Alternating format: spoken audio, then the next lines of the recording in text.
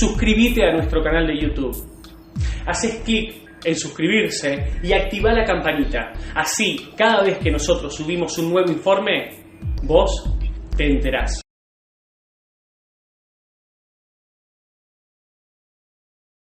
En el poder de Tucumán existen padrinos que protegen a sus empleados.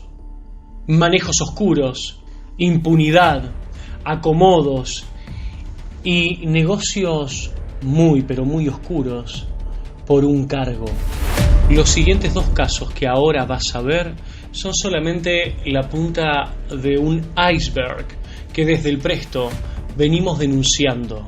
¿Te acordás, por ejemplo, del caso del juez Pedicone o el brutal asesinato de Marcos Rose? Y siempre había alguien ahí dando vueltas, el oscuro Edmundo Jiménez. Hoy te vas a seguir enterando de la putrefacción que hay en el poder político y judicial en la provincia de Tucumán. Mirá. Caso del vocal decano Antonio Daniel Estofán. El vocal decano Antonio Daniel Estofán, quien trabajó con Alperovich y en el año 2007 fue puesto en la justicia por su amistad con el ahora senador, fue denunciado el 23 de septiembre del año pasado por una víctima de ordenanza, Elvira de las Mercedes Mayor. El acoso sexual ocurrió en el año 2019. En un comienzo, Elvira recurrió a la Secretaría de la Mujer, que depende de la Corte de Tucumán, a la Secretaría de Derechos Humanos, que tiene la Corte Suprema de Justicia en Tucumán, y a la Oficina de Violencia Doméstica, también dependiente de la Corte de Tucumán, y como era de esperarse, ninguna quiso recibirle la denuncia. Es decir, que Elvira fue acosada sexualmente por el vocal decano, quien en reiteradas veces le dijo de tener relaciones sexuales en su despacho, esto según la víctima, a cambio de un ascenso. Entonces la víctima, ¿qué hizo? Recurrió a los sitios que deberían defenderla para hacer la denuncia. ¿Y qué pasó? Solo la ignoraron. Sigamos. Pero adivina qué, y esta es la perlita del caso de Estofán. Mientras sus compañeros lo defienden diciendo que es un decano ético y moral, nosotros, acá en el Presto, descubrimos que no es la primera vez que está vinculado a denuncias por acosos sexuales. Pero el caso de Elvira sí es la primera denuncia aceptada en la justicia de Tucumán. La víctima trabajó en el Poder Judicial de Tucumán durante 10 años y debido a su antigüedad debía recibir un ascenso. Obviamente un ascenso que nunca llegó. Como ese ascenso se encontraba demorado, la víctima solicitó una audiencia con Estofán para pedirle que aceleren los trámites. Según consta en la denuncia, Estofán, en lugar de escuchar el motivo de la solicitud de la audiencia, sacó a relucir una causa penal que la empresa Andreani le inició a la denunciante para evitar pagarle una indemnización por un despido laboral sin causa. Por dicha causa, Mayol fue sobreseída en 2 instancias, pero la empresa apeló llegando hasta la corte. Fue entonces que Estofán le dijo: podemos salir, tomar algo y bueno, luego podemos hacer algo más, para luego directamente proponerle un encuentro sexual, según consta en la denuncia. El 1 de mayo del año pasado, los abogados Juan Colombres Jarmendia y Carlos José Varela Soria denunciaron penalmente a Antonio Estofán y solicitaron sea condenado con el máximo de la pena que los delitos atribuidos prevén.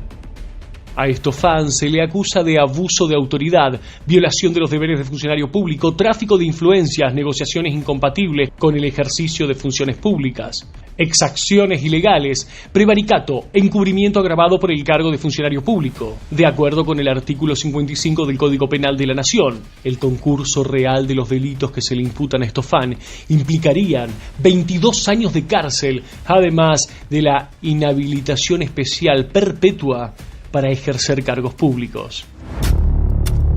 El caso de Washington Navarro Dávila. A todo lo que te contamos recién se suma otro caso más, el caso de Washington Navarro Dávila. Mira, una trabajadora judicial denunció por acoso al ministro pupilar de la Defensa, Washington Navarro Dávila.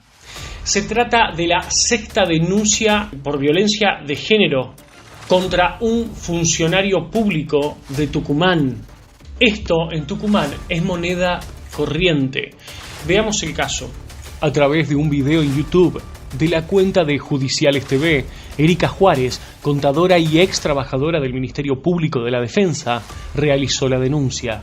Soy la contadora Erika Juárez.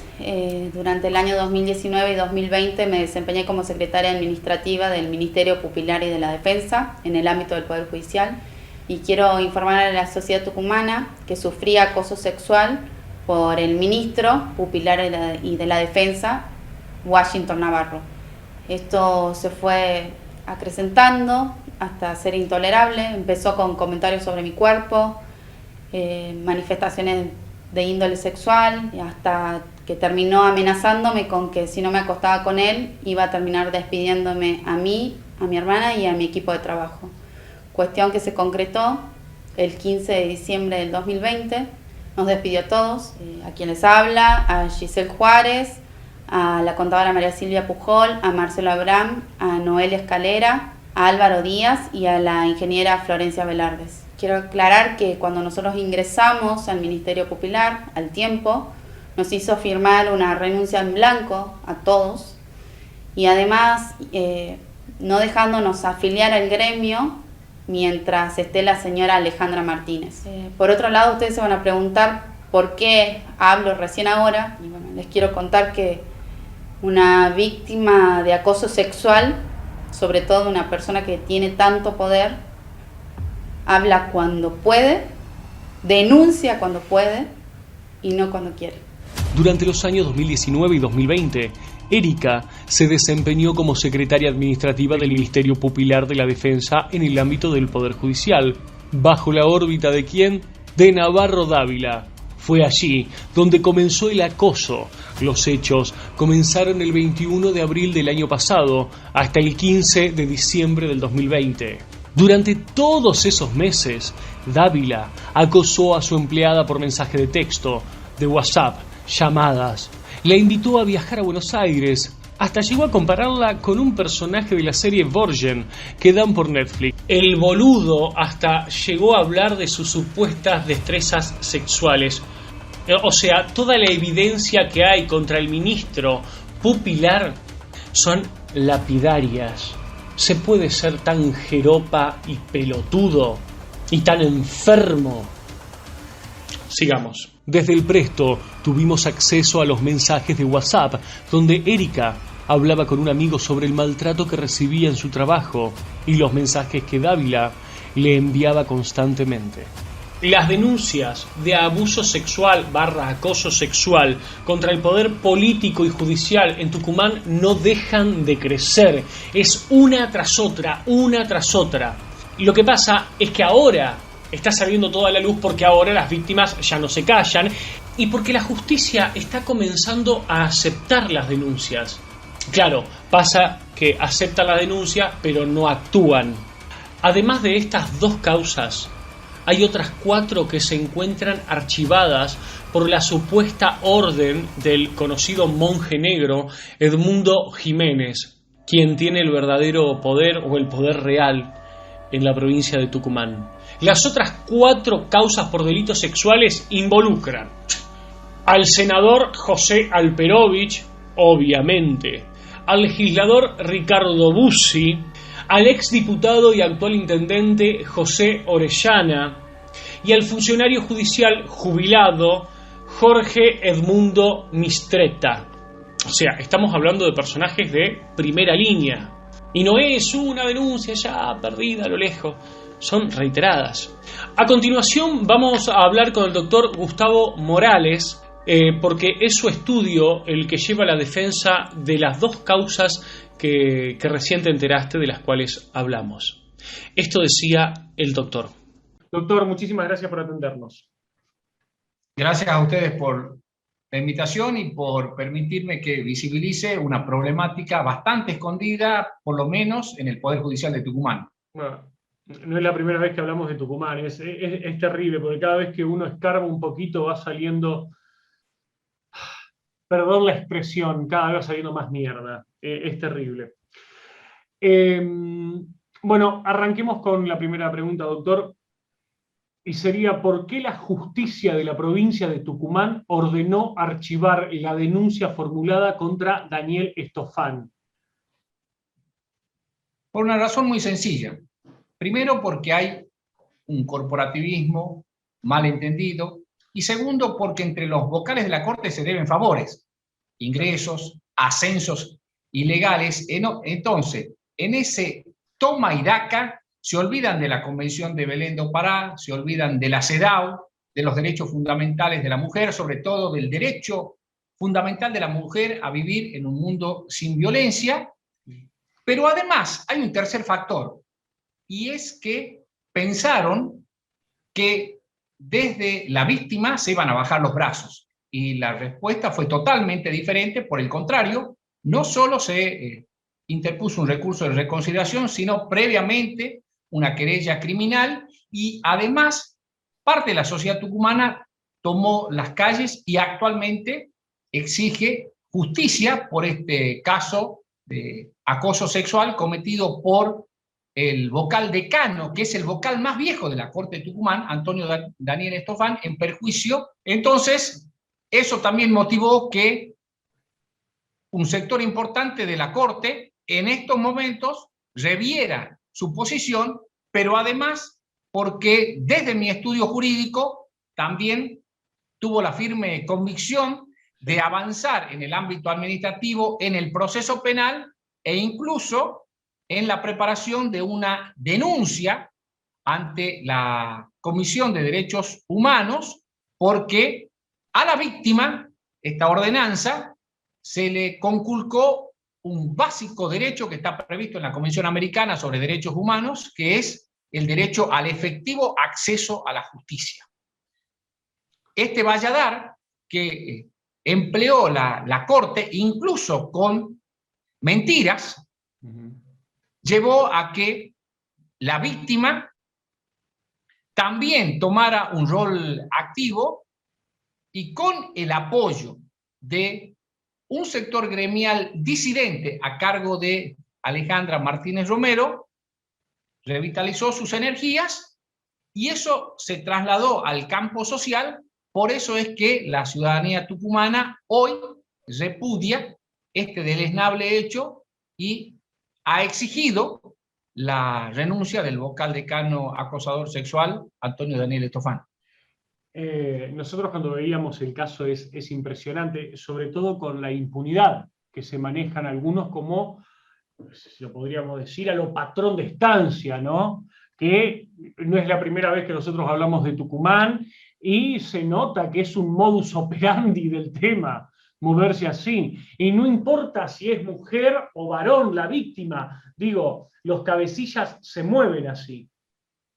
Sí, fíjese usted, a raíz de esta inteligente intervención, me hizo recordar que hace exactamente 2 años logré que el anterior vocal decano, René Mario Estofan, René Mario Guane, que incluso percibía 2 sueldos como funcionario de la última dictadura cívico-militar y como vocal decano, tenía media docena de procesos penales por abuso sexual en perjuicio de varones.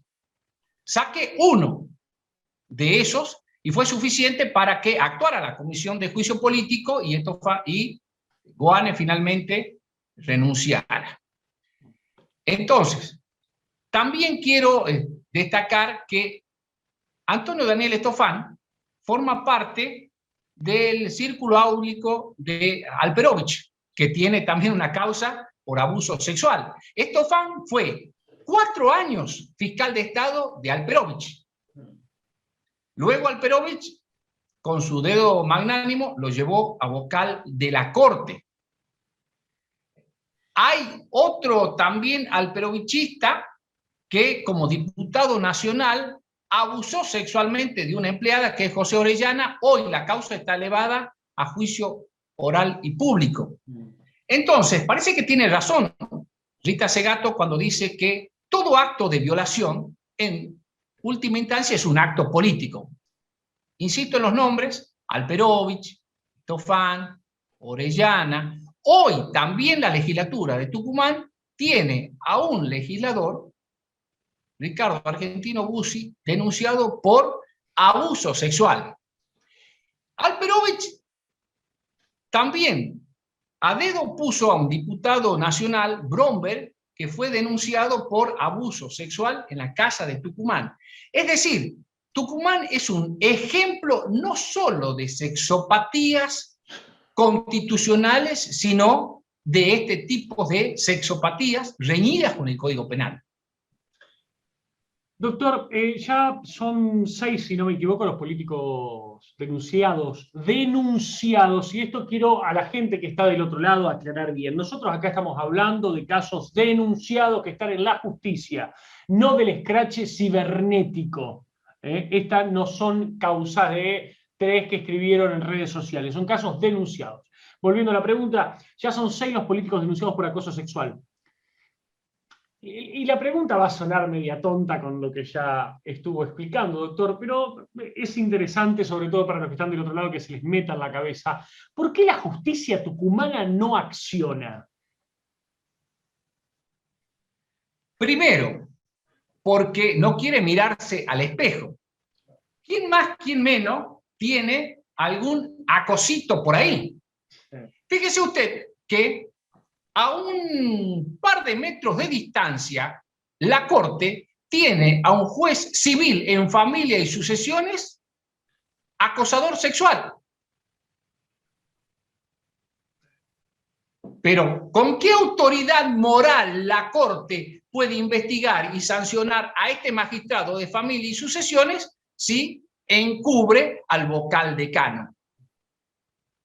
Hace una semana exactamente fue denunciado el ministro pupilar y de la Defensa, Héctor Washington Navarro Dávila, también por acoso sexual.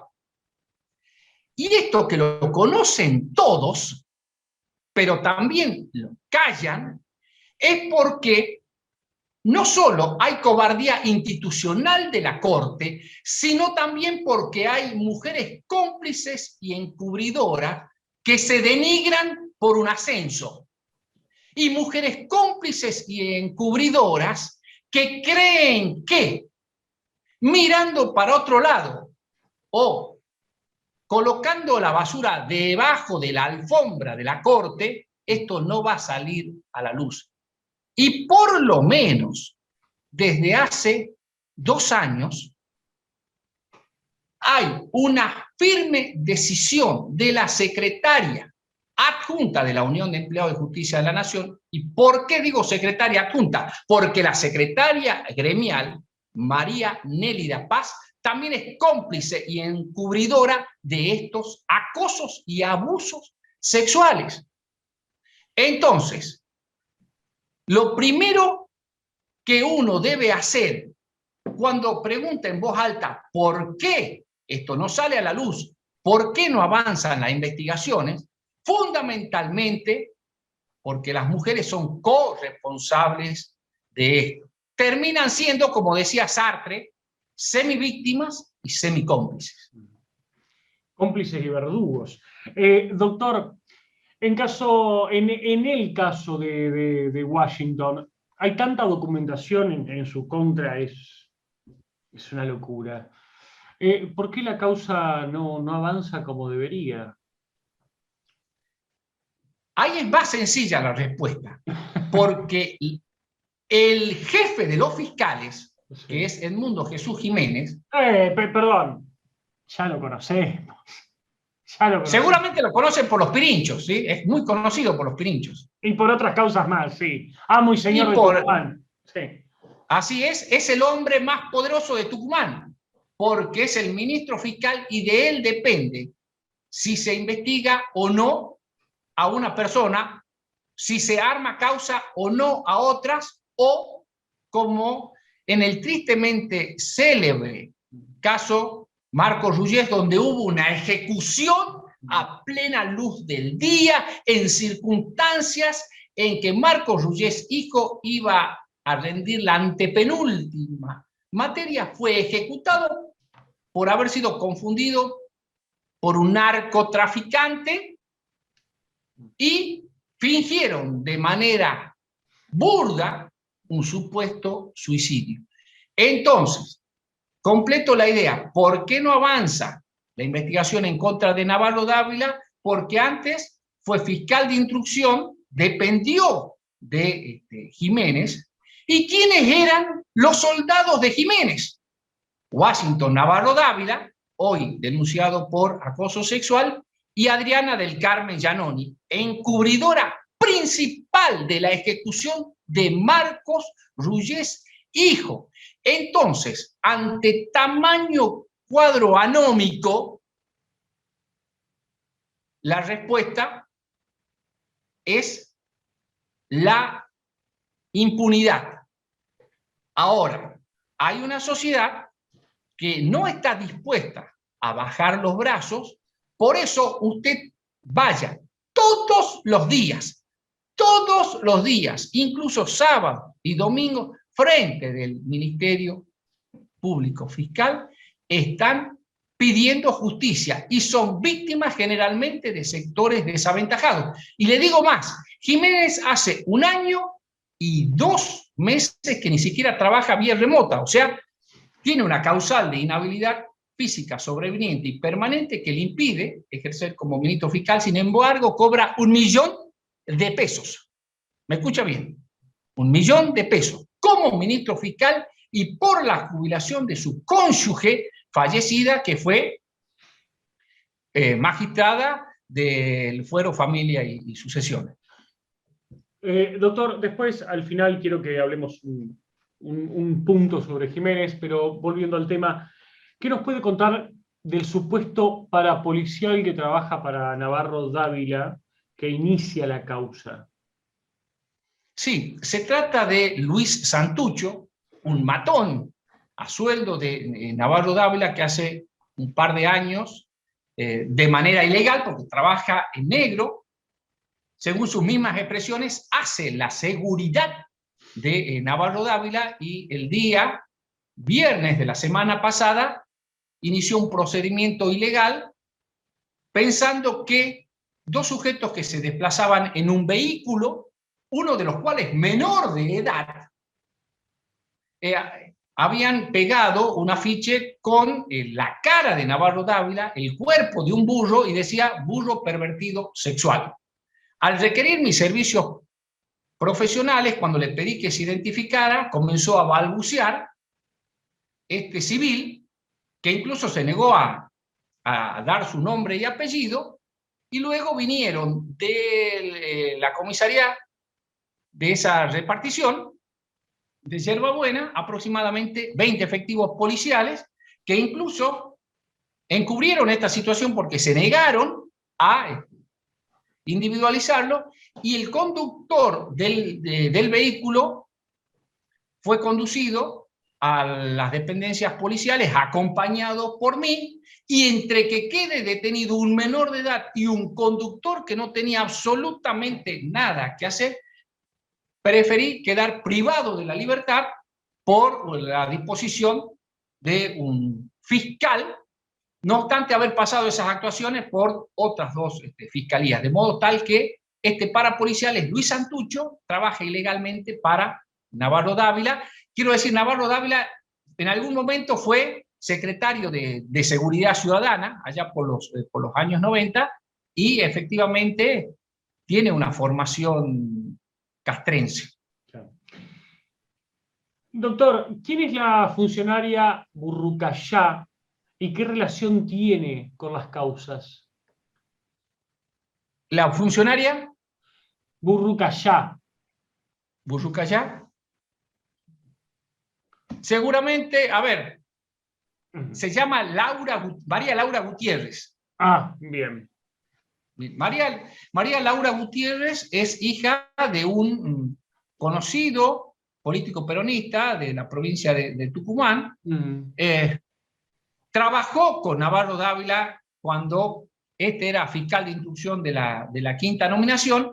A partir de allí se convirtió en la persona de mayor confianza y sensibilidad de Navarro Dávila, con quien Navarro Dávila tiene una relación preferencial, y esta persona sería, por un lado, quien fragua actas falsas para Navarro Dávila y sería también testaferro de Navarro Dávila junto con su pareja, Santiago Javier Rojas. Es más, habrían contraído matrimonio María Laura Gutiérrez y Santiago Javier Rojas para que confundan esos bienes adquiridos ilegalmente en esta sociedad conyugal. La verdad, bastante ingenioso para ocultar los bienes inmuebles, muebles registrables y cuentas bancarias. Usted se da cuenta la naturaleza proteica que tiene la corrupción. Doctor, esta mujer se le está pidiendo la remoción a María Laura Gutiérrez, ¿no es así?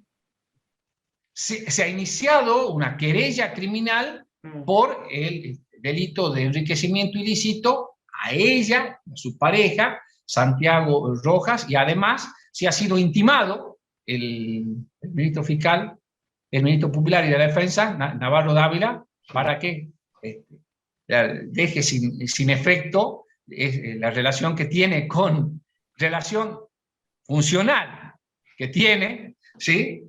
El ámbito de los sentimientos no me meto, pero por lo menos en la relación funcional que deje sin efecto. Doctor, para ir cerrando, bueno, preguntarle quizás es la pregunta más importante de esta nota, ¿cómo están las víctimas, las que usted representa?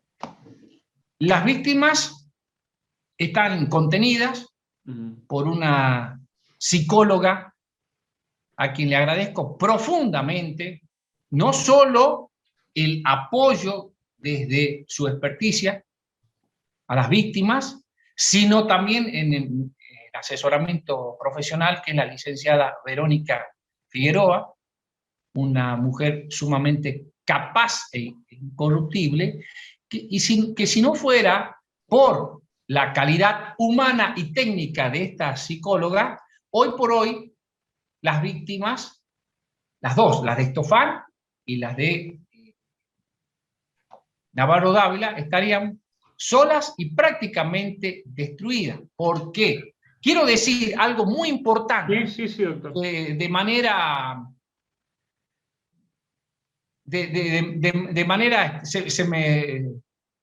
que solayé de manera inconsciente.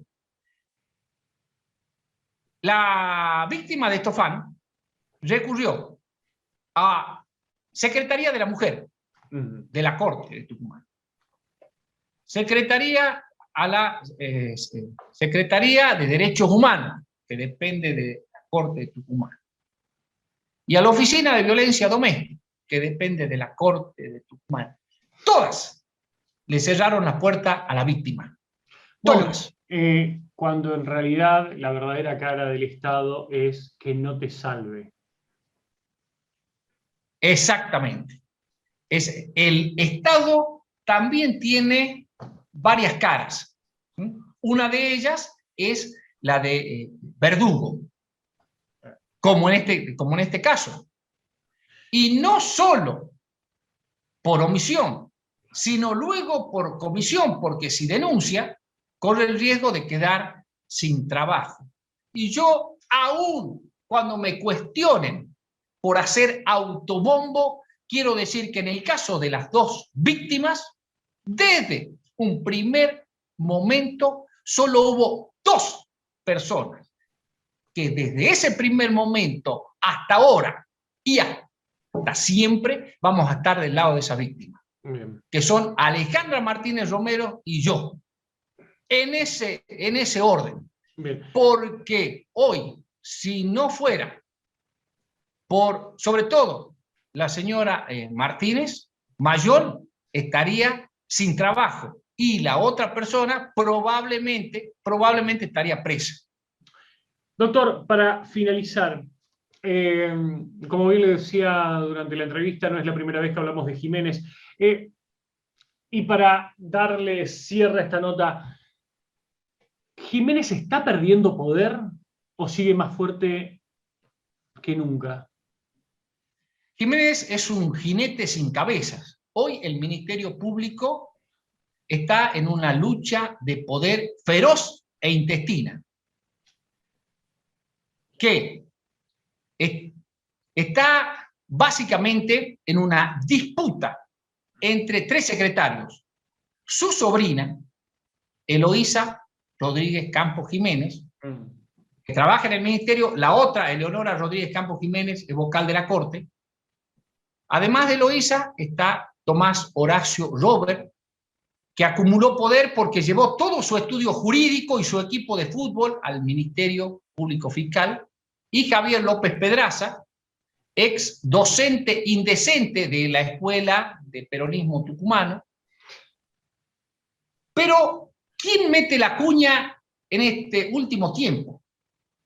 De facto, es decir, como si fuera un gobierno dictatorial. La hermana de Edmundo Jesús Jiménez, que es una magistrada jubilada, Elba Graciela Jiménez, madre de Eloísa y Eleonora Rodríguez Jiménez, que emerge como un sujeto protagónico, que se suma la pelea con la intención de que su hija, Eloísa, sea ministra fiscal. Sí. Ese es el cuadro actual del Ministerio Público Fiscal. Sí, podríamos decir, todo queda entre familia. Doctor, para finalizar, ¿será justicia? Desde este sector, aunque nos lleve tiempo, como en algunos casos nos ha llevado 12 años y medio, otros casos 5, 4, se hará justicia. Bien. Doctor, muchísimas gracias. A usted y a su disposición. Nos vemos. Y a todos los que están del otro lado, esto también pasa en Tucumán. Nos vemos.